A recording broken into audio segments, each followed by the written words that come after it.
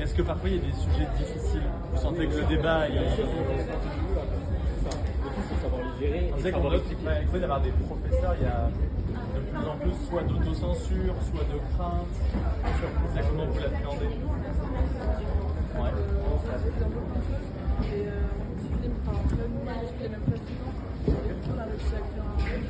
Bon, aujourd'hui, je vais vous parler d'une chose un petit peu particulière, pas d'un film, mais je vais vous parler d'un débat auquel j'ai assisté, le débat du cinéma et solidarité européenne, dans le cadre de la 7e édition du Prix de la solidarité.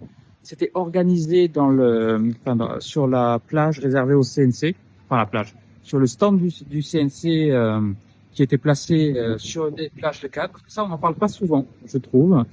Le fait que les diverses institutions, diverses organisations sont présentes aussi à Cannes, c'est pas qu'une compétition entre films. Et ces derniers sont là pour parler, en fait, pour parler de l'état du cinéma, de certains thèmes, sujets plus importants qu'on ne le croit. Et cette année, donc, je suis allé dans le cadre à la plage du CNC, enfin au stand du CNC sur la plage, pour assister à à ce débat sur la solidarité et l'importance de la solidarité dans le cinéma. Il y a une importance, bien sûr, naturellement, enfin diverses formes de solidarité ont été soulevées. Notamment, il y a l'importance de la solidarité entre les membres de l'équipe du tournage pour un film, parce que le cinéma est un art collectif, mais pas que. Et chacun des participants a tenu à souligner en fait l'importance de l'Europe et l'importance de la France au sein du point de vue culturel. Vous n'êtes pas sans savoir qu'on parle récemment, Trump a fait certaines déclarations sur la culture. Il a menacé. Mais ce n'est pas avec Trump que ça a commencé. En fait, le principe de l'exception culturelle française, ça fait longtemps qu'elle est menacée par les Américains. Ça fait longtemps qu'il y a une volonté de remise en cause par les Américains et pas que par certains acteurs importants du milieu industriel de la culture. En fait, le principe de l'exception culturelle française, c'est que l'exception culturelle française n'est pas que française. En réalité, le principe de l'exception culturelle, c'est que la culture, ce n'est pas que du commerce. C'est-à-dire que le principe de l'exception culturelle, c'est le fait qu'une œuvre qui ne gagne pas forcément de l'argent, eh bien, est importante. C'est-à-dire que l'argent, la richesse d'une œuvre ne consiste pas en l'argent qu'elle peut rapporter, elle consiste aussi en sa qualité. Et là-dessus, la France, au travers de son principe d'exception culturelle, rayonne en Europe. Au travers de ce principe d'exception culturelle, la France a une voix particulièrement forte dans la création d'œuvres, pas seulement françaises, mais aussi beaucoup européennes. Et ça contribue aussi à la survivance, à la vie et à la manifestation de diverses cultures, on va dire, minoritaires d'un point de vue quantitatif. Il n'y a pas beaucoup de Lituaniens en Europe. Il y a la Lituanie, mais c'est un petit pays qui n'a pas la puissance de frappe financière pour faire vivre un cinéma national, par exemple, ou pas seul.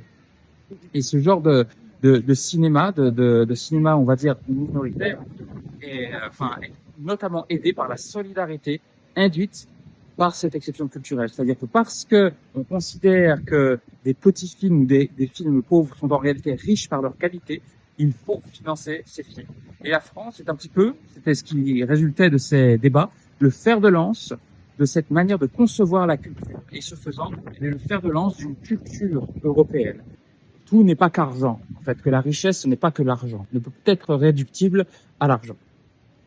Et chacune des personnes était inquiète, non seulement par le discours de Donald Trump, mais pas que, aussi par un discours de plus en plus qui se répand de plus en plus, qui consiste à dire que le CNC est une chose utile, qu'il faudrait arrêter cette politique d'aide. Or, cette politique d'aide, cette politique de solidarité, en réalité, est cruciale non seulement pour le cinéma français, pour un certain cinéma français, qui n'est pas forcément commercial, qui ne va pas forcément rapporter beaucoup d'argent, mais qui va rapporter beaucoup d'un point de vue culturel. C'est important pour ce cinéma français, mais aussi pour le cinéma européen et au-delà de ça, pour un cinéma mondial. Notre système, il est globalement envié et il faut tout faire pour le préserver.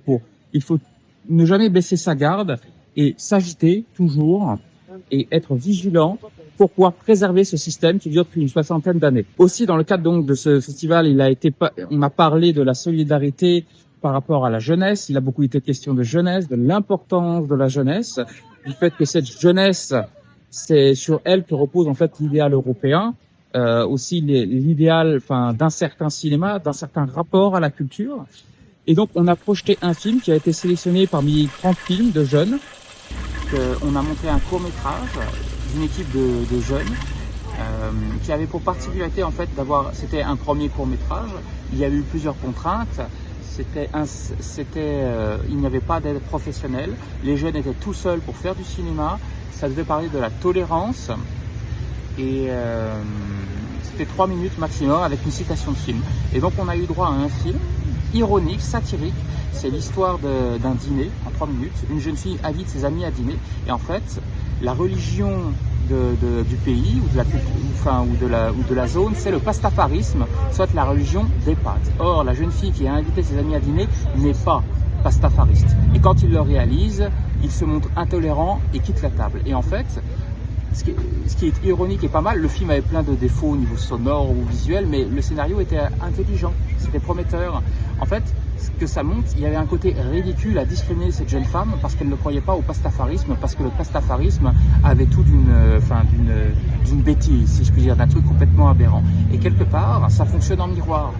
Toute religion, toute forme de croyance, toute forme, a quelque chose de ridicule lorsqu'elle discrimine, quelle qu'elle soit, hein, que ce soit si l'on croit en Dieu, en Allah ou en Yahvé. C'est ridicule de discriminer quelqu'un parce que cette personne ne croit pas en sa religion. Voilà.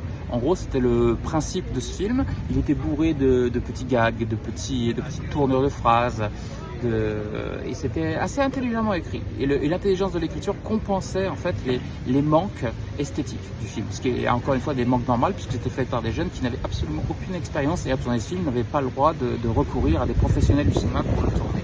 Et en fait, c'était encourageant. On sent que ces jeunes en fait ont compris le principe le principe du court-métrage, du scénario. Ils ont vraiment cherché à s'emparer en fait de ce moyen de communication qui était le cinéma pour communiquer leurs idées, leurs sensations, pour faire rire, pour faire naître la complexité, pour percuter, pour en appeler à l'imaginaire, à la réflexion. Et en fait, c'est très intéressant parce que ces jeunes se sont véritablement montrés intéressés par le cinéma. Et c'est encourageant pour l'avenir parce que ça prouve que quand on leur en donne l'opportunité, la jeunesse est parfaitement capable de s'intéresser au cinéma, de faire des films et ce faisant de perpétuer un certain héritage culturel.